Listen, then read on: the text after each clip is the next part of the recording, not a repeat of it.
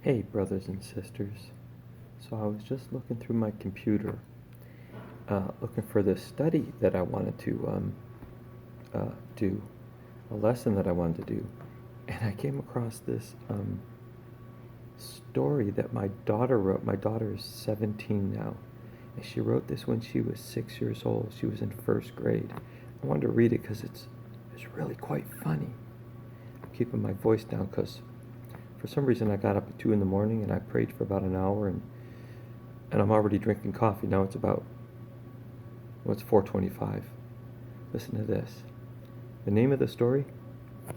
It's called The Fat Italian. Once upon a time there was a skinny Italian dude, and he made an Italian sausage pizza in which he intended to deliver to one of his customers. Mario was his name, and he owned Mario's Pizzeria in Galveston, Texas. Mario cut the pizza, and as he went to close the box, he noticed how delicious it looked, so he ate it. Therein lied Mario's problem. You see, Mario makes the best pizza in the world, but he cannot sell any of them because every time he makes one, he eats it. Years went by, but nothing changed, and Mario ate so many pizzas he gained 420 pounds. Mario was very sad, very fat, and very hungry. This is hilarious. She was 6, y'all. She was 6 years old. Mario decided to exercise. His doctor recommended that he walk. One day, as he went to go for a walk, he left his apartment, tripped, fell, rolled all the way down the stairs. Mario was badly hurt. He had bumps and bruises all over his body. Mario went to the doctor and sarcastically said, "Thanks a lot, Doc." "Ouch, I hurt everywhere." Mrs.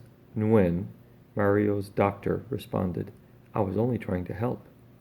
"Well, it didn't help," replied Mario. "Why don't you try rollerblading?" said Mrs. Nguyen. "Sure, if you think it will help," Mario said. "Oh, it will. It will indeed," Mrs. Nguyen responded. She giggled to herself as Mario left her office, barely able to fit through the doorway. Y'all, she was 6 when she wrote this. Are you hearing me? Saturday morning awoke early. He ate 2 large pizzas for breakfast, put on some tight workout pants and a light jacket, brushed his teeth, and headed for the Galveston seawall. He figured the seawall would be a great place to roller skate. Mario already looked kind of silly tucking all that fat into those tight workout pants, but when he put on the rollerblades, boy did he look weird. Mario did not care because he was on a mission to get skinny again. Mario noticed that people were staring, dogs were barking, and seagulls were even following him.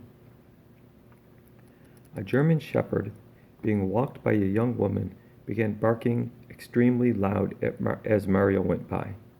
Turning to look back, he noticed the woman lost her grip on the dog, and he began to chase after Mario. Mario skated as fast as he could, but because he was so fat, he wasn't getting very far. In his haste, and looking behind, Mario ran right into a light pole. As that happened, the dog stopped, and it almost looked as if it was laughing at him. The seawall was very crowded, and all the people nearby began to laugh and to mock Mario. A little boy who saw the incident yelled out, "Are you trying to get skinny? Because it's not working." That was very mean, and it hurt Mario's feelings. He took off his skates and walked back to his car. As he got into the Mustang, the weight caused the car to sink all the way to the ground. As he drove away, you could see sparks from where the muffler was scraping on the ground. Mario was very sad, very fat, and very hungry. So he ate a pizza when he went to the doctor again. So he ate a pizza and then went to the doctor again. When he visited Dr. Wen, he was not the happiest camper. He told Dr. Wen about his disappointing, hurtful, and very disturbing and embarrassing afternoon. She commented about the breakfast, outfit, and the reason he went to see her. She said, "I'm extremely worried about you. I have grown to notice that you don't eat healthy. You have become determined to be a skinny dude again, so you put a ridiculous outfit on to encourage yourself to once again look good in the outfit. And that leads you back to this office, right? Mario swayed back and forth, too ashamed to say anything. He nodded in agreement. Mario was very sad, very fat, and becoming very hungry. Dr. Wen suggested he try biking. So she told Mario that this idea might work. She also said that if this doesn't work, she only has a few more recommendations left. Surprisingly, Mario was so determined to become skinny again that he only ate one pizza for breakfast that morning. He put on his goofy clothes and got his bike from the garage. Mario got on his bike, but he was so fat that his butt cheeks were being scraped by the tires as they hung over the seat. Boy, did he have a tire burn. But of course, he visited Dr. Nguyen again. She said, "You've gotten yourself into a pretty tough situation, huh, Mario? This is what you should do. Take a warm bath. That'll take the rash away." Mario did as he was instructed, but he was so big that when he plopped his body into the tub, all the water was forced out. Then, when he tried to get out, he realized he was stuck. Finally, he worked his way out and took a shower. 6. Mario was famished, so he went to his restaurant and ordered a pizza. When Mario got his pizza, he was so hungry he didn't say his prayers. All he did was dig in. In his haste, he began to choke on a piece of pepperoni. The waiter noticed he was choking and attempted to give him the Heimlich maneuver, but Mario was too big for the waiter to wrap his arms around. Fortunately, there was a little boy there who had just returned from his Taekwondo lessons, quietly observing the dangerous situation. While the waiter was trying to get his arms around Mario, the boy jumped up, ran over, did a jump sidekick to Mario's stomach, and the piece of pepperoni flew right out of his mouth. That gave Mario a great idea. He said to himself, "I'll take Taekwondo to lose weight." So he did. A couple of days had gone by. Mario, being true to himself, took Taekwondo classes. Mario was glad because this was something he liked. But there was one problem. See, the thing was that when it was time to free spar, he would always get beat up by the little boys and girls, and it embarrassed him, so he quit. Later he ran into Dr. Wen, and he told her about his Taekwondo experience. This time, Dr. Nguyen told Mario about another sport that she thought he might be interested in. This sport was swimming.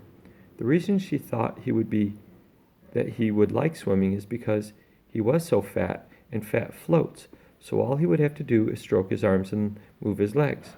For once, Mario liked the idea that was given to him by Dr. Nguyen, so he tried swimming. Later that day, he signed up for swimming lessons on Tuesdays, Thursdays, and Saturdays. It was finally here, the first day of Mario's swimming lessons.